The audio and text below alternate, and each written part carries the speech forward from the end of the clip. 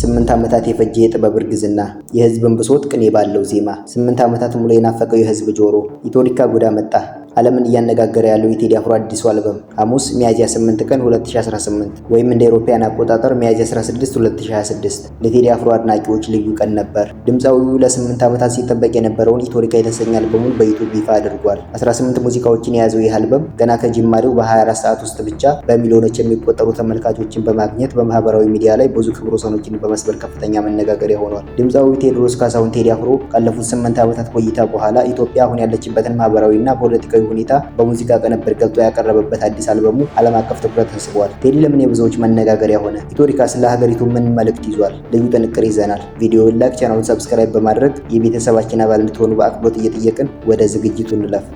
ቴዎድሮስ ካሳሁን ቴዲ አፍሮ ከአቡጊዳ እስከ ያስተሰርያል ከጥቁር ሰው እስከ ኢትዮጵያ ድረስ ለሁለት አስርተ ዓመታት የኢትዮጵያን ሙዚቃ ሲመራ ቆይቷል። አሁን ደግሞ በኢትዮዲካ አማካኝነት ጥበብ ከግል ስሜት አልፎ የሀገርን ህመምና ተስፋ እንዴት መግለጽ እንደሚችል ዳግም አሳይቷል። ኢትዮዲካ በአሁኑ ሰዓት በሁሉም ዲጂታል የሙዚቃ መድረኮች ላይ የሚገኝ ሲሆን የቴዲ አፍሮን የኪነ ጥበብ ጉዞ ወደ አዲስ ከፍታ ያሸጋገረ ስራ ሆኖ ተመዝግቧል። ቴዎድሮስ ካሳሁን ወይም ቴዲ አፍሮ ስራዎቹ ከሙዚቃ ባለፈ የሀገር ትርታ መለኪያ እንደሆኑ ይነገራል። ለ8 ዓመታት አጭር ሙዚቃዎችን ብቻ ሲያጋራ የነበረው ሰው ቴዲ አፍሮ አሁን በ18 አዳዲስ ሙዚቃዎች ተመልሷል። አልበሙ በወጣ በ24 ሰዓት ውስጥ ብቻ ብዙ እይታዎችን በማግኘት ክብረ ወሰን አስመዝግቧል። ባለሙያዎች እንደሚሉት የቴዲ ስራዎች የአድናቂዎችም የነቃፊዎችም መነጋገሪያ ናቸው። ገጣሚ ያሬድ ሹመት እንደሚለው ቴዲ በቃላት የመጫወትና ህዝቡ በልቡ የያዘውን ሀሳብ በዜማ የመግለጽ ልዩ አቅም አለው። ኢትዮዲካ በቀጥታ የሚሆን በተዘዋዋሪ የኢትዮጵያን ወቅታዊ ሁኔታዎች፣ በይቅርታን አስፈላጊነትና የታሪክን ሚዛን ይዳስሳል። የሙዚቃ ባለሙያዎች እንደሚሉት ከሆነ ቴዲን ከሌሎቹ ልዩ የሚያደርገው የዘፈን ግጥሞቹ ጥልቀት፣ የዜማዎቹ ውበትና የሚነካካቸው የታሪክና የማንነት ጭብጦች ናቸው። በተለይ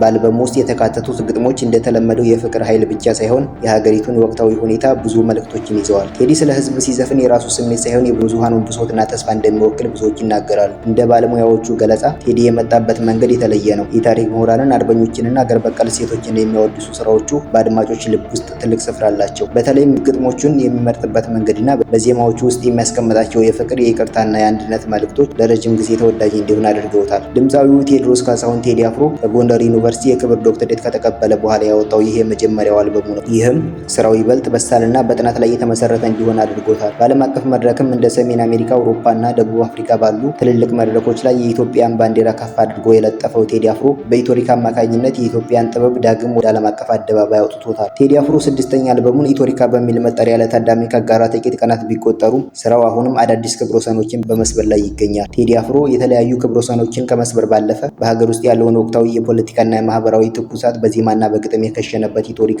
የብዙዎች መነጋገሪያ ሆኗል። ሐምሌ 14 ቀን 1976 ዓ.ም በአዲስ አበባ የተወልዶ በኪነ ጥበብ ውስጥ ያደገው ቴዎድሮስ ካሳሁን ቴዲ አፍሮ ዛሬ ላይ የሙዚቃ ንጉስ ተብሎ እስከ መጠራት ደርሷል። ጉዞ የጀመረው ከሩብ ክፍለ ዘመን በፊት በ1993 ዓ.ም አቡጊዳ በተሰኘው የመጀመሪያው አልበሙ ነበር። ከዚያን ጊዜ ጀምሮ ባወጣቸው 6 አልበሞች ውስጥ ቴዲ ለኢትዮጵያ ሙዚቃ አዲስ ቀለምና ትርጉም ሰጥቷል። ከአቡጊዳ እስከ ያስተሰርያል፣ ከጥቁር ሰው እስከ ኢትዮጵያ የቴዲ ስራዎች ከዜማ ባለፈ የታሪክ ማህደር፣ የማንነት መገለጫና የማህበራዊ ለውጥ መሳሪያ ሆነው ዘልቀዋል። በተለይ የታሪክ ምሁራንና አርበኞችን የሚያወድሱ ስራዎቹ ድምፃዊው ከጎንደር ዩኒቨርሲቲ የክብር ዶክተሬት እንዲቀበል መንገድ ከፍተውለታል። ከ8 ዓመታት የረጅም ዝምታ በኋላ ሚያዝያ 8 2018 ወይም እንደ አውሮፓውያን አቆጣጠር ሚያዝያ 16 2026 ዓ.ም የተለቀቀው ኢትዮዲካ ግን ከቀደሙት ሁሉ የተለየ ሆኗል። አልበሙ በወጣ በመጀመሪያው ሰዓት ውስጥ ብቻ በዩቲዩብ ብዙ ሚሊዮን እይታዎችን በማግኘት አስገራሚ ክብረ ወሰን አስመዝግቧል። ኢትዮዲካ ለቀናት በጉጉት ሲጠበቅ ቆይቶ ሚያዝያ 16 ቀን 2026 ወይም ሚያዝያ 8 ቀን 2018 ሲለቀቅ የዲጂታል መድረኮችን አጥልቅልቋቸዋል። አልበሙ በአሜሪካ የአይቱነስ ሪጅ ቻርት ላይ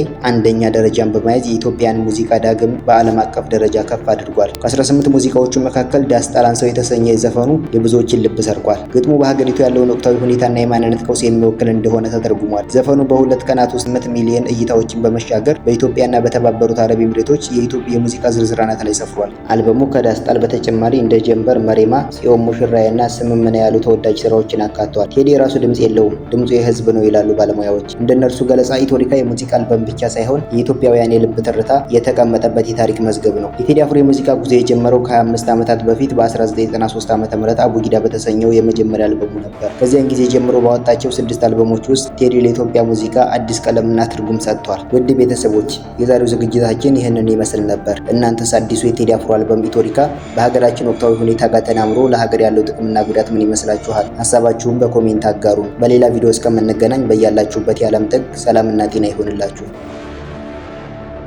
ራሳቸው ወገኖች ላይ እንደገና መከፋፈልን የሚሰብኩ ሰዎች አሉ። መብታቸው ሊሆን ይችላል።